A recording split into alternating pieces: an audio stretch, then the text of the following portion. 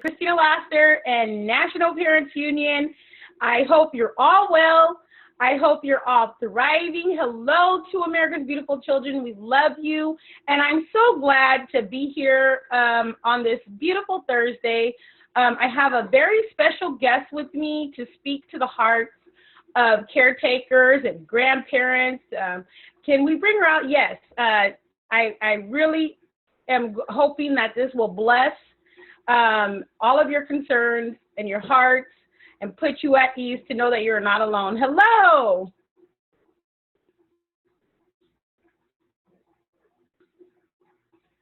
Hello. Turn your camera and yes. Hi, everyone. Hi. Can you tell everyone who you are? Okay, my name is Penelope Groves, and I am the mother of Christina, and I also have my great grandson that I am parenting. So this is my mom. And I'm so blessed by her wisdom. My grandson is her adopted son. Family, is taking care of him. And so the other day, she contacted me and she's like, I just am concerned about the kids, and what's going to happen. And I don't feel comfortable sending, Caleb back to school. And I said, I agree, because we just don't know, right? And it's better just to be cautious and aware and watch and see what's going to happen with this whole pandemic thing. And so talk a little bit about that, Mom. Yeah, so I am concerned because nothing's under control right now. We have nothing, nothing that says that this virus is contained or anything about how are they going to reopen back the schools. So I really prefer for my kid or any child to stay home, do it online. He's been in a summer program, which ends today, which was really good. And it was online. And I just feel my heart goes out to the kids. I don't want them to be exposed unnecessarily. And then especially, a lot of us have underlying conditions as well, which that means that we're going to be all at risk. So right. I just didn't feel comfortable at all.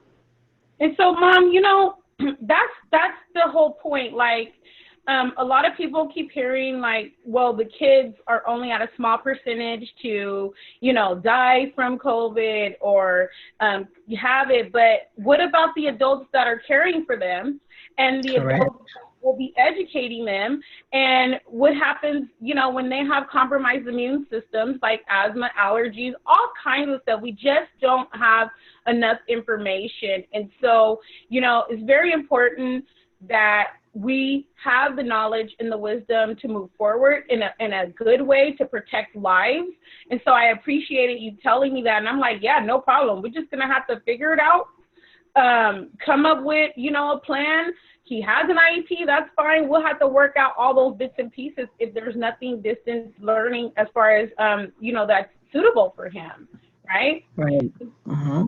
And so I remember when this whole thing started, and he was like, I'm never going back to school. Yeah, he's one of the children that don't want to go back to school. I mean, there are lots of kids out there that are really, really social, and they miss their friends, and they miss all the, the being together with someone. But he's one of the ones that he'd rather not. He's like, he always tells me, I'm not going back to school. Right. So, and it seems to be working out. I mean, he has his good days and his bad days when he's online, but it turns around and he gets it together. And overall, he's done pretty good. Right, and you work still. So for all you working grandmas, and my mom is his great grandmother, okay? And great grandmas and caretakers, we appreciate you. Just want you to know that what you do for the family is like the glue that holds things together. Don't ever underestimate your role as an aunt or a cousin or an uncle or a grandpa or whatever, even if you're extended family, all of that works, right? It's like tribal mentality, collective, right? Every single Right. person in the family plays a role. And so, you know, you having to work from home, has that been difficult with keeping him on schedule? Kind of a little bit because I work, but I deal with my job. I have teams that are like in Chicago. I have teams that are in like Minnesota. So I'm on a different time schedule, usually an earlier time schedule than California. So my job has already started before he even starts his program. And usually I can just sit next to him while he's doing his work on his iPad, and I'm sitting right next to him, and I can do my things as well. So it is working out. There are a couple of days that I do have to go inside to the company and do some physical things. But other than that, I tried my best to work around my schedule, and they're pretty lenient with that because they understand, you know, with this whole pandemic going on, they're really trying to work with their workers, you know, as Right. much as they can. And so if your job has this protocol to keep you guys safe and social distance, and you don't go every day, I understand why you would be concerned about sending him into an environment every day. And so I'm so glad that there is that ability to do online this Hmm. coming up school year, and that's what you've chosen to do. Listen, we get it. All families have some needs, maybe some childcare needs, some other things. Just make sure that you reach out to those family members that may be able to support you. Don't feel like you're alone. You know, just know that we're all trying to work through this time of watching the waves come and go, curve flatten a little bit and then not. You know, we don't really know how to dissect all this information. I'm not an infectious disease expert. You're not an infectious disease expert, but we're moms and grandmas, you know, Right, aunties, right. you know, cousins, and we love our children. And so we want to know that they're safe, but then also all of the other children and adults in the environment too. We don't just, you know, we're not just saying, oh, it's just, I want my kid to be safe. We're saying we want it just to be a safe environment, and we collectively have to work on that.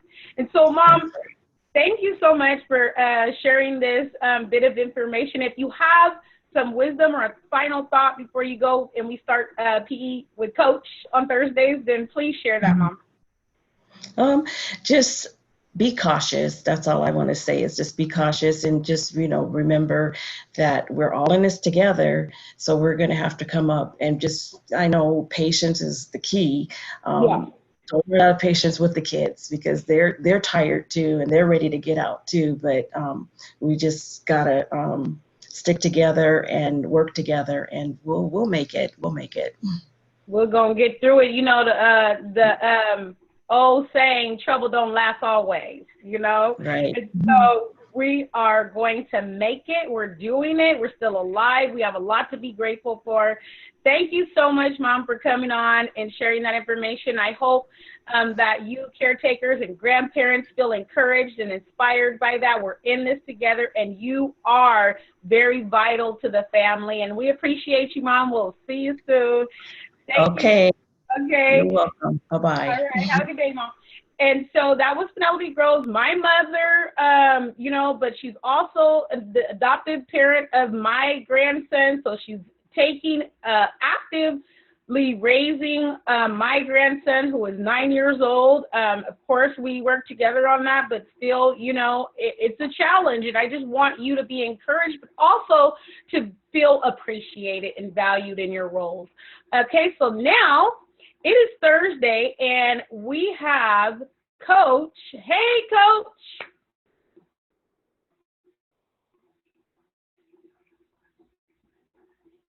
I see a picture of Coach's daughter, beautiful Amaya. We love Amaya. Coach, can you see me?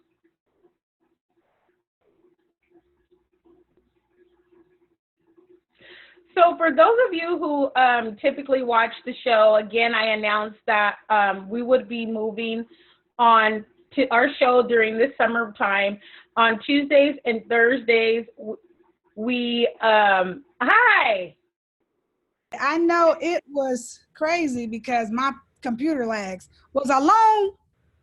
You know, it's managing moment by moment, day by day with Christina Lasser and National Parents Union. You're okay, right? Okay. So thank you for joining. And I was just announcing that the show has moved to Tuesdays and Thursdays for right now while we're, on kind of a break. And, Right. On Thursdays, we have physical education, health, nutrition, wellness with Coach. How you doing? I'm hanging in there. I was so touched by Miss Penelope being on earlier. So, I I got love my mama, to, so right. kind. I'm really glad that she was here and to be able to share. So I have a song for her. Can you hear my song?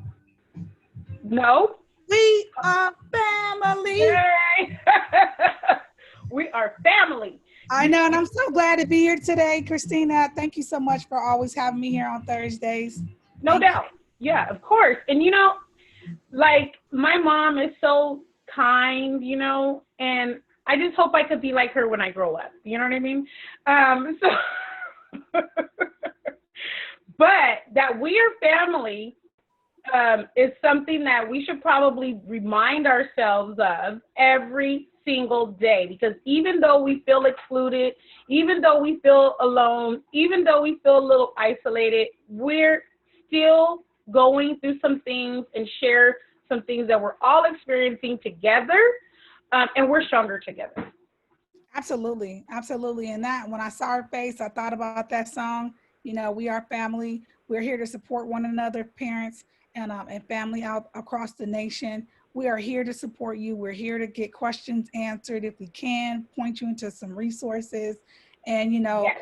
that brings us to our topic today is really stress, the stress level and how it's affecting everybody across the nation, especially our kiddos. And, students with special needs, we don't always know what's really affecting them unless you're really, tracking their behavior, writing it down, really one-on-one. And I watched your mom prior to the show starting, checking back and forth and just watching her all day. Like if she does that all day, I know I do it sometimes with my kiddos and it's a bit nerve-wracking. So I can imagine how our kiddos are feeling now that school here where I am is going to go fully online. My son's first response was to cry. And the stress level and the anxiety that my kids I know are feeling. And I think I'm the cool mom. I think I'm the And cool. see, that's where you have those differences, right?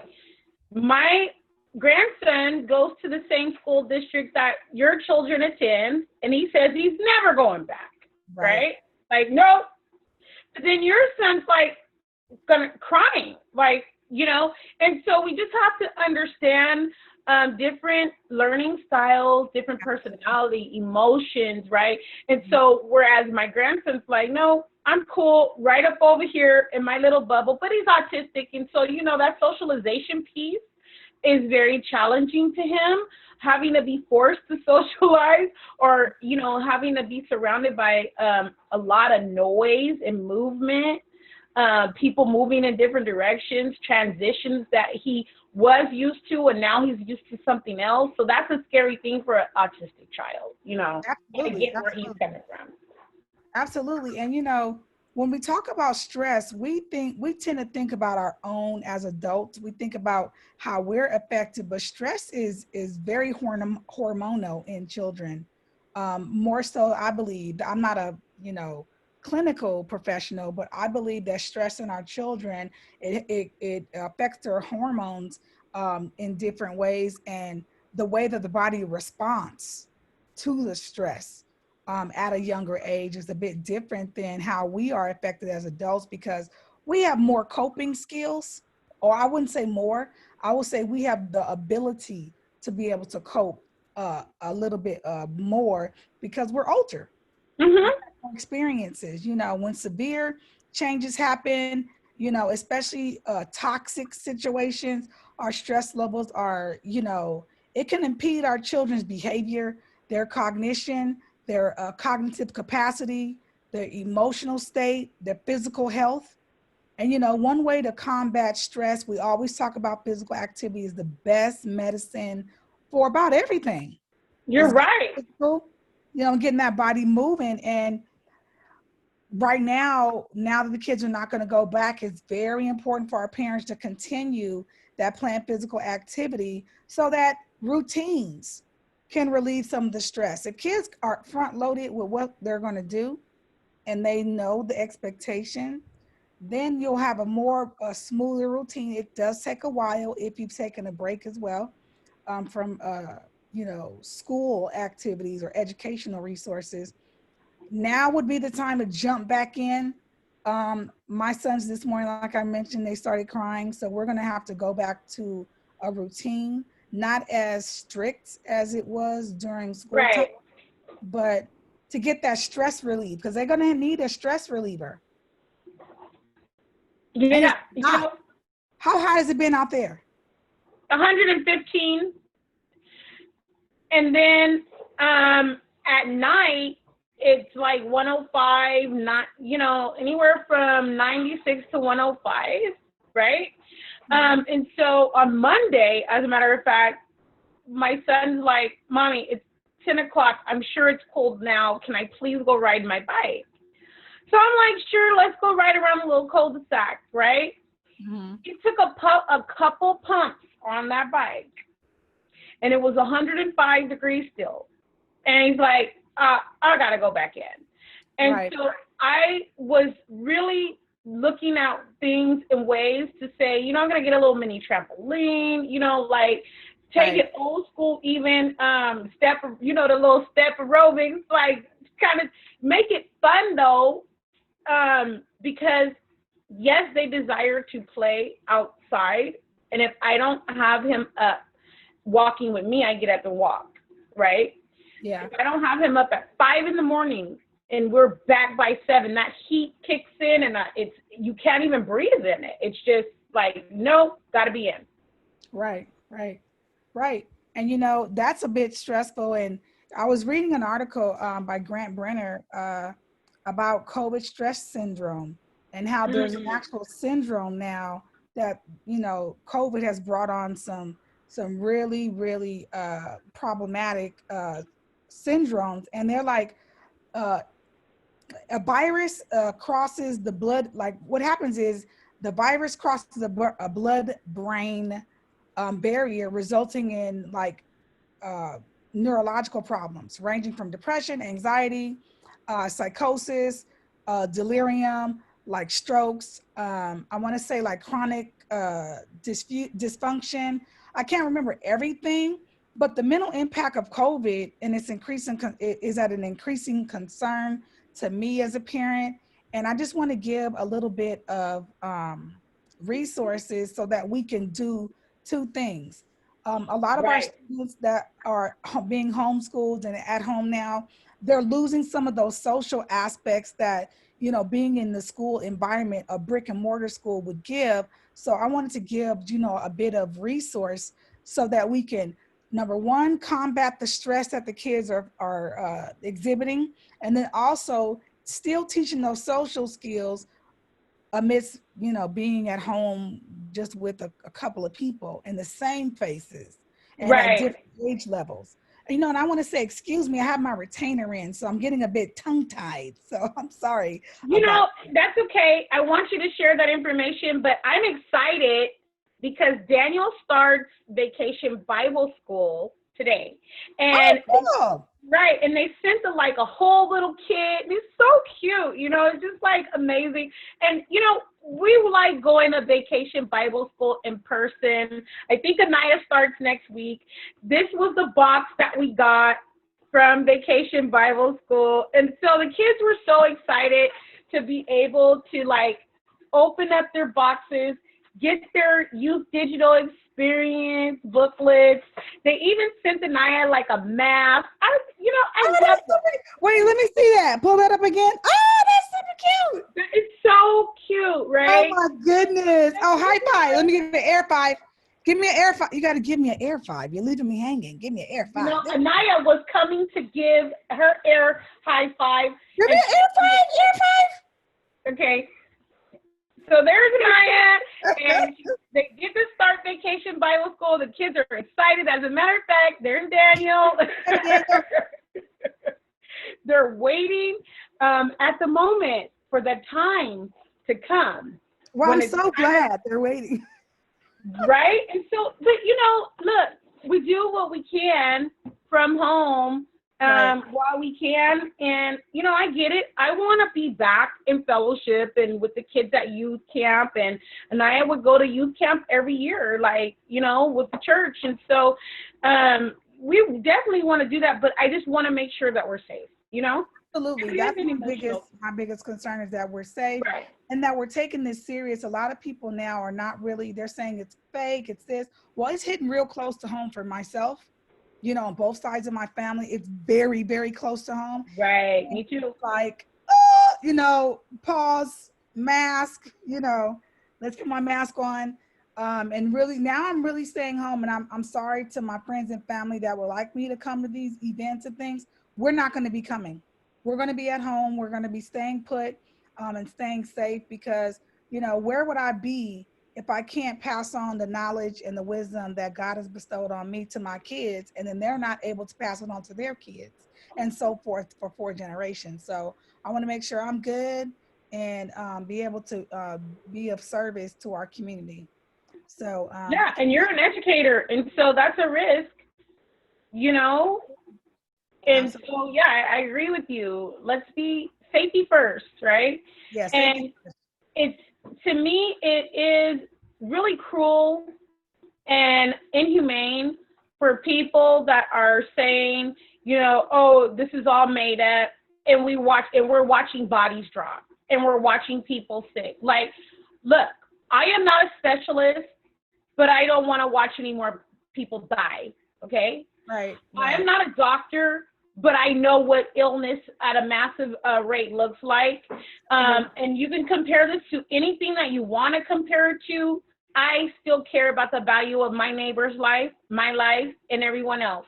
And so please don't deplete those experiences by your inhumane and cruel statement. And that's all I'm going to say on that. Get off that soapbox. Oh, no, you're absolutely hitting the nail on the head. My girlfriend, one of my best girlfriends, Janelle, she's a nurse, and she just put on her Facebook that there are no ICU beds. And now that we're calling in disaster nurses and there are no ICU beds, so I can only imagine what healthcare is going through right now. And my godmom, Victoria, she's been on the front line, and just watching her on break, she's fully in this whole plastic armor situation and putting their lives at risk to save and help be a resource to those out there that are sick, so kudos to the frontliners, thank you so much. We appreciate you. You guys are heroes. Kaiser has that thing, heroes work here. Yeah, because I don't want to stand in line at the pharmacy for 10 minutes. And you're behind there, working every day. And I'm sitting here like, this is connected to the hospital. And let me just say this, and I'm gonna get off of this. I took Daniel to Kaiser, okay? He has these visits and stuff, so does Anaya. And I was standing in line, and there was a man saying, my sister died, and I need to come in so I can see her body. And immediately, and listen, like I said, I'm not an expert in these things, but I'm thinking the air conditioning and the ventilation system, we're all sharing the same thing. And I really have to admit, I'm nervous about that, right? Me and my kids are in there. We have our masks on, things like that. But this is attached to the hospital where we realize people are dying. Mm-hmm. People are dying. And I have to come back into this area if I want to get to the lab, if I want to get to the pharmacy, and I'm literally watching my kids, like, don't brush up against anything, don't touch anything. and let's hurry up. And those people have to go in there every single day for their whole entire shift and risk their life. So we need to appreciate the people that are doing that, along with the people that are holding the family together and holding the family down. Shout out to you guys. We appreciate it. Thank you. Yeah. Well, getting right in, I don't want to get over my time. I can No, talk. you good. Just manage it moment by moment, day by day. Well, I also wanted to say another reason why I feel that people should stay home is my family, we all have nosebleeds. And I know you guys over there too. We have nosebleeds, and for some reason, I don't know why it happens, but now that my boys have been wearing the mask every time we have to go to the store or go out or whatnot, we're having more nosebleeds than normal. And so we're going to opt to stay in because that's also a risk that I'm taking with my kids.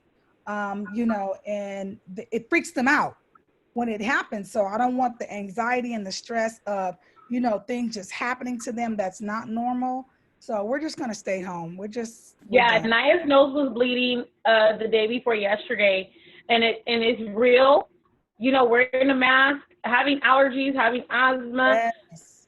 and I was like, that's it's not. And the air is so dry. It's been 115 down there. It was 107, 111 the last couple of days out here. It's been very dry and dusty. So, yep, we're just going to stay home. So, getting back to our resources for I have the ability to share my screen? Yeah, I think so. Let's try it. Okay, let's try it. Oh, yeah, it can. Okay, awesome. All right, so let me go ahead and make it bigger so we can see it. So this is one of the resources that I use. Let me make it large. This YouTube channel was one of the resources that I use. It's Creative Leadership. And notice down here, it has a lot of social skills, and they're in cartoon form. So you can have your kids watch this with you. And some of the things that I feel that parents out there need to really be focusing in on is really getting their social skills in order, because being home, the kids are not going to be able to have age appropriate play with their peers. So we want to make sure that we're still continuing to teach them and give them the resources. Now, the 5 incredibly fun games to teach self-regulation, really, really cool resource to teach self-regulation in a fun way. So it's not about just watching the screen, following the prompts. The games are set up. There's one called Bubble Pop. Oh, so much fun, where you blow in bubbles and the kids can't pop the bubbles. And then you talk about what self-regulation is. But if you go through, there's a whole list of leadership hacks. Talks about ways of leading without the title. We are we are raising scholars. And when you're a scholar and you're a leader, you don't always have the title. So we want to make sure that we're continuing to, we're continuing to do that. So I did want to share those resources with our parents. And I also put, for any of you that would like to reach out to Coach Robinson, her email address is jrobinsonpeclass@gmail.com. I know that we kind of go through resources and stuff kind of quick. And so if you would like to reach out to her, you can also get more information from her or either me, Christina, at npunion.com. Also, she just put her email address up. Definitely, I know you're willing to give parents the information that they need. Absolutely. Well, thank you so much for allowing me to be here, Christina. It's always a pleasure on Thursday. Oh, you have anything else you want to share? I just want to say, give me a funny face before we leave. That's not a funny face. That's my funniest face. You got to give a funny face for Tim. He loves when I say make a funny face. So we got to give a crazy. That's my favorite. That's my Tim, you get the funniest of the funniest faces. Shout out to Tim at MPU. We love each other here, big family. Just so grateful to be a part of the authentic voices of parents we bring every day. You know, my show, like I said, Tuesdays and Thursdays, Managing Day to Day with me, Christina Laster, National Parents Union, but there are also shows that air daily. You can check out the National Parents Union Facebook page, or you can look up nationalparentsunion.org, and we're always here, accessible, bringing forward the parents' voices, caretakers. We love you all. Have a wonderful day. Thank you for watching. Thanks, Coach. Do you have a final word? Well, thank you for watching Managing Day to Day with me, Christina Laster, and National Parents Union. I hope you're all well. I hope you're all thriving. Goodbye, America's beautiful children. We will see you again next time. Bye-bye. Be safe.